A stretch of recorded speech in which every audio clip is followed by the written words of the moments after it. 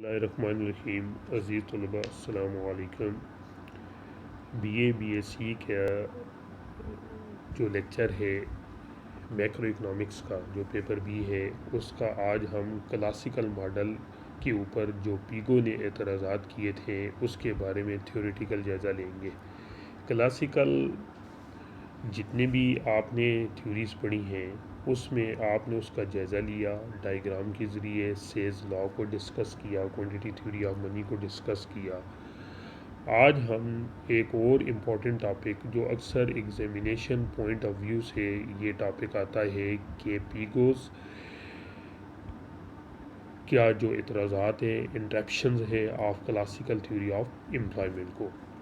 یہ آپ کی بک کے آخری جو یہ کوشچن ہے کہ کلاسیکل نظریہ کے تحت جو پیگو نے ان کے اوپر اعتراضات کیا ہے اس کو اپنے الفاظ میں بیان کیا ہے۔ سب سے پہلے اے سی پیگو کیا تھا؟ یہ ایک مہر معاشیات تھا۔ اس کا دور 1930 کے دنوں کی بے روزگاری اور مندہ جس وقت پیدا ہو گیا تھا اس وقت وجود میں آیا تھا۔ یہ کلاسیکل ماہرین تھا، تو اس نے جو کلاسیکل کے نظریات تھے کہ معیشت میں ہر وقت مکمل روزگار کے حالات پائے جاتے ہیں، اس کا جواب پیگو دیتا ہے۔ وہ کہتا ہے کہ پہلے جنگ عظیم سے قبل دنیا میں محنت کی منڈیوں میں مکمل مقابلے کے حالات پائے جاتے تھے۔ نتیجے کے طور پر اجرتیں لچک پذیر تھیں جن کی موجودگی میں بے روزگاری پیدا نہیں ہو سکتی تھی۔ بعد میں محنت کی منڈی میں نامکمل مقابلے کے حالات پیدا ہوئے۔ وہ اس صورتحال کو 4 وجوہات بیان کرتا ہے کہ کس وجہ سے کلاسیکل نظریات کو رد کیا گیا۔ نمبر 1 ٹریڈ یونین اور اجتماعی سودا بازی ہے۔ نمبر 2 ان امپلائمنٹ الاؤنسز ہے۔ نمبر 3 مزدوروں کی جانب سے پس اجرتیں قبول نہ کرنے کا خفیہ معاہدے ہیں۔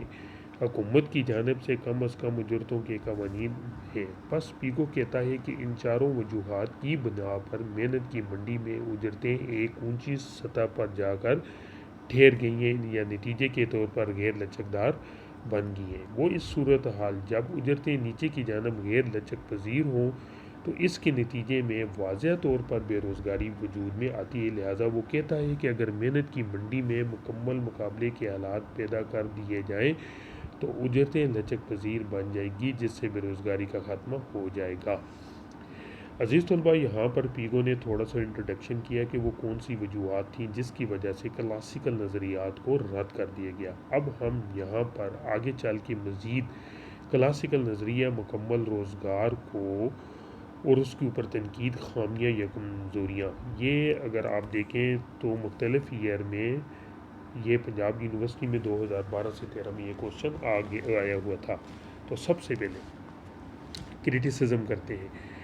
کہتا ہے کہ جیمز کین مارشل کا شاگرد تھا۔ وہ خود بھی کیمبرج یونیورسٹی میں کلاسیکل معاشیات پڑھتا تھا، لیکن 1929 سے 1934 کے دنوں میں جب عالمی کساد بازاری اور بحران پیدا ہوا تو لاکھوں تک کی تعداد میں لوگ لندن اور نیو یارک کی گلیوں میں مارے پھرتے تھے کہ ان کو روزگار مل جائے۔ جہاں پر وہ جاتے تھے نو ویکنسی کا بورڈ لگا ہوا نظر آتا تھا۔ اس لیے 1936 میں کینز نے اپنی ایک کتاب general theory of income and employment لکھی اور اس نے کلاسیکل کو بڑے آڑے ہاتھوں لیا اور اس نے وہ جو کلاسیکل نظریے کے اوپر جو تنقید تھی وہ واضح کی۔ وہ کچھ اس طرح تھی۔ نمبر 1 زائد پیداوار، possibility of over production. Professor سے کے قانون منڈیاں کے مطابق کسی شے کی رسد اپنی طلب یعنی supply creates its own demand خود ہوتی ہے، لیکن پیدا ہونے والی شے فروخت ہو جاتی ہے۔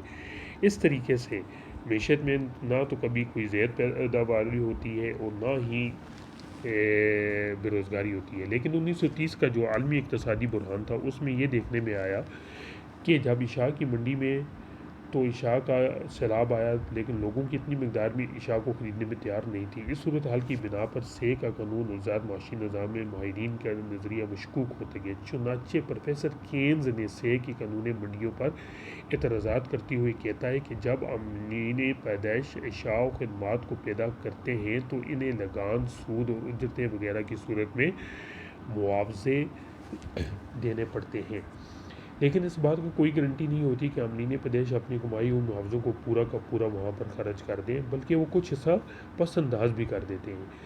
پس اس بحث سے یہ ظاہر ہوتا ہے کہ کلاسیکل ماہرین کے برعکس کینز کے نزدیک معاشیات میں بے روزگاری بھی ہو سکتی ہے اور افراط زر بھی ممکن ہوتا ہے۔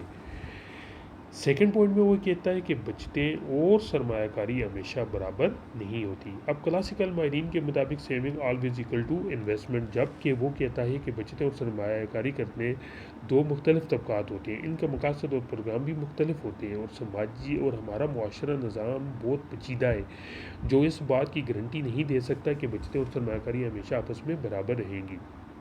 اگر کسی وقت بچتیں اور سرمایہ کاری سے بڑھ بھی جاتی ہیں تو ظاہر ہے کہ اس کے نتیجے میں صرف کم ہو جاتا ہے، جس سے معیشت میں مجموعی اخراجات یا مجموعی طلب میں کمی واقع ہو جائے گی. نتیجے کے طور پر عاجلین کی اشیاء بن بکے رہ جائیں گی. جس وقت اشیاء بکیں گی نہیں ان کو ریٹرن نہیں حاصل ہوگا، جس وقت ریٹرن نہیں حاصل ہوگا ان کو پروفٹ حاصل نہیں ہوں گے، ان کی ایکسپینڈیچرز پوری نہیں ہوں گے، جس کی وجہ سے وہ لوگوں کو بیکار اور بے روزگار کرنا شروع کر دیں گے. جس وقت لوگ بیکار اور بے روزگار ہوں گے تو وہ ان کا جو سورس آف انکم ہے یعنی آمدنی سے ہاتھ دھونے پڑ جائیں گے، جس کی وجہ سے معیشت میں بے روزگاری کا ایک سیلاب آ جاتا ہے. نمبر 3، مکمل مقابلے کی عدم موجودگی. کلاسیکل نظریہ مکمل روزگار یا مکمل مقابلہ اجرتوں، شرح سود اور قیمتوں وغیرہ کو لچک پذیری اور طلب و رسد کی قوتوں کی عمل پذیری وغیرہ پر قائم ہے، لیکن مکمل مقابلے کی خیالی دنیا کو آج کل کہیں بھی وجود نہیں آتا. اشیاء کی منڈی میں نامکمل مقابلہ کے حالات پائے جاتے ہیں. یہی صورتحال محنت کی منڈی میں بھی پائی جاتی ہیں. یہاں اجرتیں اوپر کی طرف تو لچک پذیر ہیں لیکن نیچے کی طرف آنے کے لیے وہ نہیں آتی، اور طلب و رسد کی قوتیں عمل پذیر ہوتی ہیں. ان تمام عوامل کی بنا پر جب مکمل مقابلے کے حالات کی موجودگی میں جب مکمل مقابلے کی حالات کی عدم موجود ہوں گے تو مکمل روزگار بھی کبھی بھی حاصل نہیں ہو سکے گا. اب یہاں پر یہ پوائنٹ آپ نے جس وقت پڑھ لیے تو آگے چل کے یہ مزید لکھتا ہے کہ زرعی اجرتوں میں کمی مجموعی طلب میں کمی لائے گا. A fall in money wage will decrease aggregate demand. Classical ماہرین یہ تصور کرتے ہیں، خصوصاً پیکو کا خیال ہے، کہ اگر زرعی اجرتوں میں کمی کر دی جائے تو اس کے نتیجے میں بے روزگاری میں اضافہ ختم ہو سکتا ہے. جیسے اجرتوں میں کمی سے قیمتوں میں کمی واقع ہو جائے گی جس سے مقدار فروخت بڑھ جائے گی. مقدار فروخت میں اضافے کے نتیجے سے عاجلین کو فائدہ ہوگا جس سے روزگار وغیرہ میں اضافہ ہوگا. لیکن کینز اس بات سے متفق نہیں ہے. وہ کہتا ہے کہ جب مزدوروں کو زرعی اجرتوں میں کمی کی جاتی ہے تو ان کی قوت خرید پست ہو جائے گی، وہ اخراجات کم کر دیں گے. اجرتوں میں کمی سے قیمتیں بھی کم ہو جائیں گی، لیکن مزدور طبقہ فریب زر منی ایلوژن کا شکار ہوتا ہے. وہ تو صرف اپنی زرعی اجرتوں میں کمی سے متاثر ہوں گے. اس طرح جب وہ اخراجات کم کریں گے تو مجموعی اخراجات میں کمی آئے گی جس سے عاجلین کے منافع کم ہو جائیں گے اور وہ دوبارہ بے روزگاری کا شکار ہو جائیں گے. اور جزیاتی معاشیات کا یہ تصور کہ قیمتیں کم کر کے مقدار فروخت کو بڑھایا جا سکتا ہے کلیاتی معاشیات کی سطح پر ناقابل عمل ہے. نمبر 5 میں وہ یہ کہتا ہے کہ اجرتوں میں کمی اور کم ترقی یافتہ ممالک. جیسا کہ پیگو نے بے روزگاری دور کرنے کی خاطر زرعی اجرتوں میں کمی کی تجویز پیش کی تھی، اور آج بھی بہت سے ماہرین اس سوچ کے حامی ہیں کہ اجرتیں کم کر کے یا اجرتوں کی سطح لچک پذیر بنا کر بے روزگاری کو ختم کیا جا سکتا ہے. لیکن کم ترقی یافتہ ممالک میں آبادی میں شدید اضافے، وسائل کی قلت، ترقیاتی کوششوں میں ناکامی کی وجہ سے آبادی کا بیشتر حصہ غربت کی لائن سے بھی نیچے ہے. وہاں اجرتوں کی مزید کمی کا مطلب کیا ہوگا؟ فاقہ کشی اور موت کے سوا کچھ نہیں ہوگا. اب آگے چل کے وہ مزید لکھتا ہے کہ ٹریڈ یونین اور بے روزگاری الاؤنس. پیگو کے مطابق بے روزگاری اس لیے پیدا ہوتی ہے کہ محنت کی منڈی میں نامکمل مقابلہ کے حالات پیدا ہو جاتے ہیں جس کی وجہ سے ٹریڈ یونین اور بے روزگاری الاؤنس وغیرہ کی فراہمی ہے. لہٰذا ان تمام پر پابندی لگا دینی چاہیے. لیکن کینز اس پر اعتراض کرتا ہے. وہ کہتا ہے کہ ان تمام سہولتوں اور حقوق پر پابندی لگانا ہو سکتا ہے کہ معاشی لحاظ سے جائز ہو، لیکن سیاسی لحاظ سے ان تمام پر پابندی نہیں لگائی جا سکتی کیونکہ یورپ اور امریکہ کے معاشی جمہوری معاشرے ہیں وہاں لوگوں کی بنیادی حقوق کو چھیننا نہیں جا سکتا۔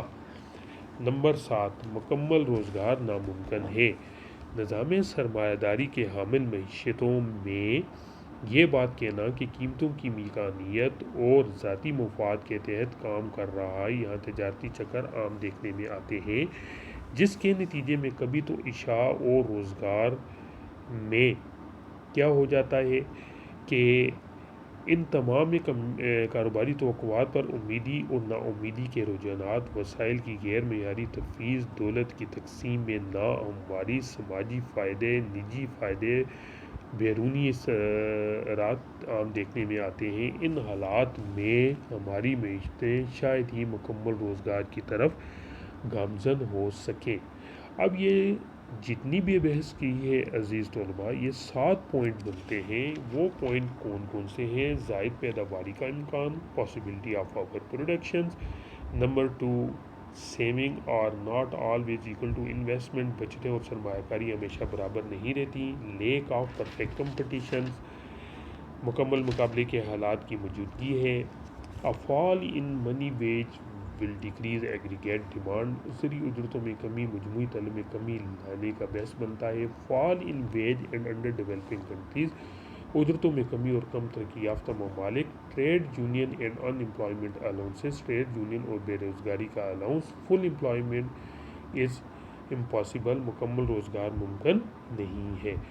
تو یہ 7 پوائنٹ ہیں عزیز طلباء، جو آپ کو یہ واضح کریں گے کہ کلاسیکل معاشیات میں جو ہم نے ڈائیگرام کے ذریعے ایکسپلین کیا، پھر Say's law of quantity theory of money, اس کے ساتھ ساتھ یہ کلاسیکل ماڈل کے اوپر پیگو اور اس کے اعتراضات تھے جو پنجاب یونیورسٹی کے میں پیپرز میں آئے ہوئے تھے۔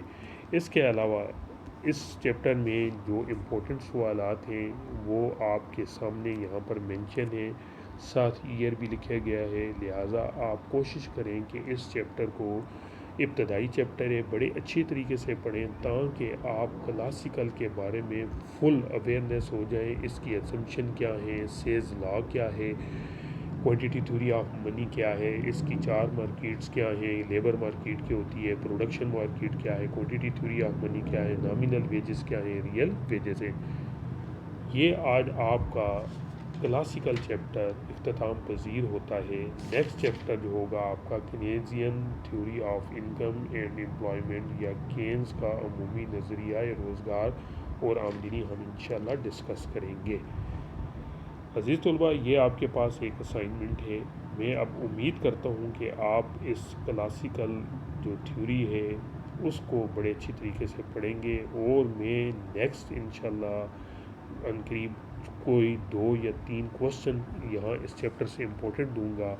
ہر اسٹوڈنٹ سے میں امید کرتا ہوں کہ وہ اس کی اسائنمنٹ بنا کر مجھے اس کو رپلائی کریں گے تاکہ آپ کا پیپر بھی اچھی طریقے سے تیار ہو جائے۔